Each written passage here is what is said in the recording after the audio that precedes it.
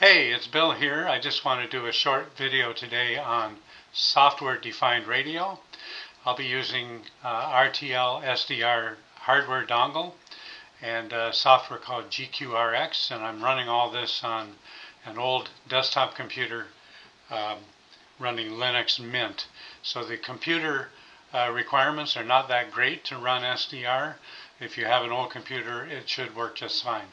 So let's go to my desktop and I'll show you some of the hardware that I'm using. Okay, so this is my Linux Mint desktop. Let's open up a web browser and we'll take a look at the hardware requirements. This is the dongle that I'm using. It's made by Newelec, RTL SDR V5, and I bought it as a bundle. It came with a couple of antennas, but I'm not using the antennas that came with it. I built my own antenna.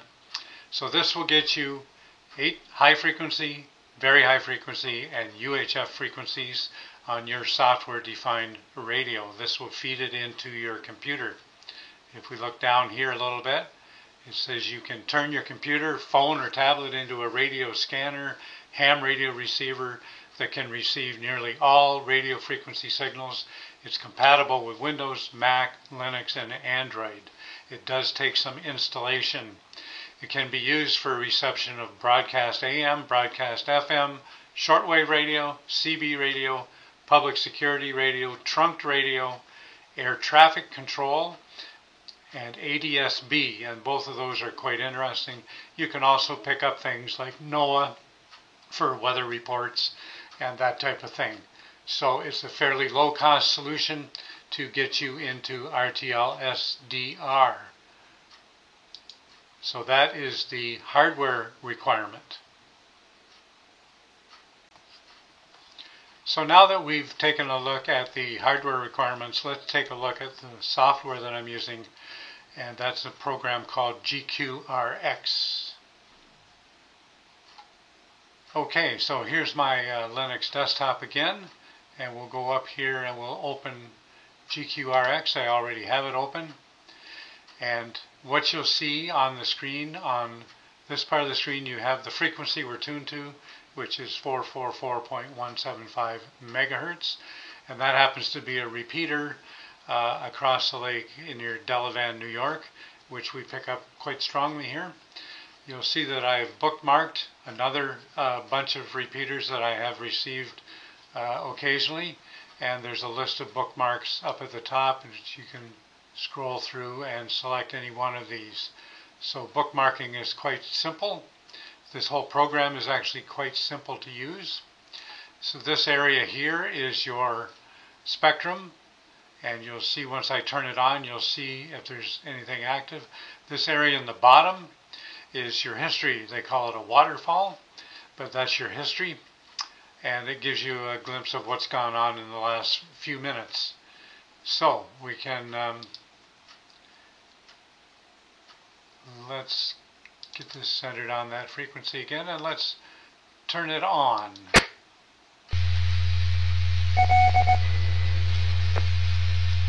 KE2BJW, this is 4 Bravo Delta Juliet. Your Echo link is working very well. It's pretty clear, and you're loud for a 4 or 5. So 73 speed. I hope you have a good day.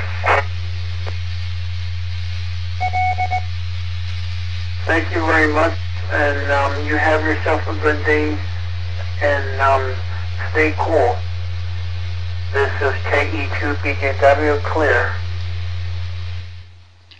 So you can see that we're receiving a station there. One of the things we can do is kind of zoom in on it, and you get a bit more of a indication of what's going on visually. And of course there's nothing going on right now. This is a fairly active repeater because it's connected to a network called the East Coast Reflector, hence the ECR in the bookmark name. And there's usually quite a lot of traffic or conversations going on this. Let me just show you some of the other controls here. You can start and stop with this. your I/O devices. This is where you select the RTL SDR dongle that you're going to use as your input, and you can select if you have different output devices for your audio. I'm using the built-in, but if I had my Bluetooth turned on, I could select a Bluetooth speaker here as well.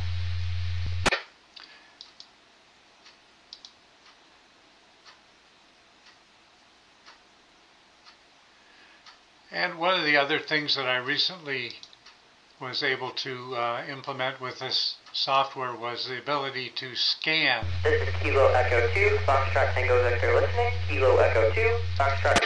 Let's go to a non-busy station. So with remote control set, and we have a series of scripts here. This will scan all of my UHF bookmarks to see if there's any activity on any of those stations.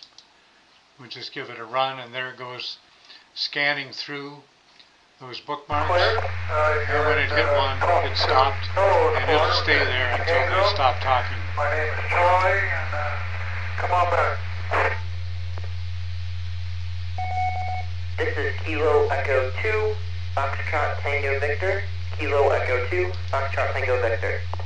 I just turned off the remote control so that scanner will not be active.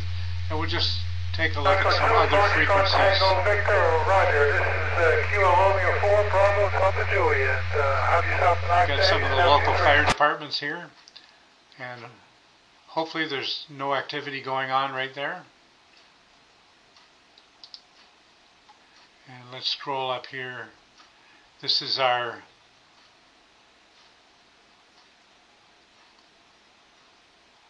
ham band on the 2-meter band.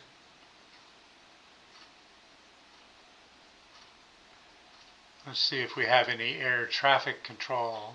We quite often get somebody talking on this one, or possibly this one.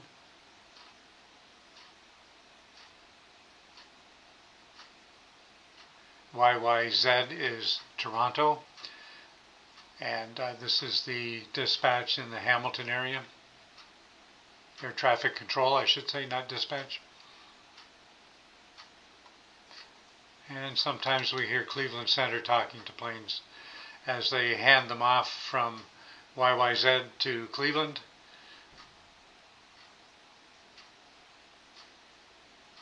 Not too much there right now. Let's go up here a little more.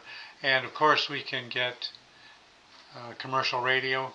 I'll put this on briefly.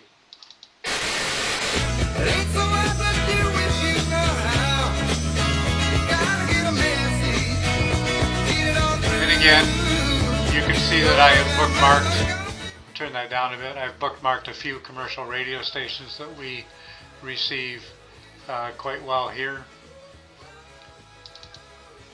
There's another one there.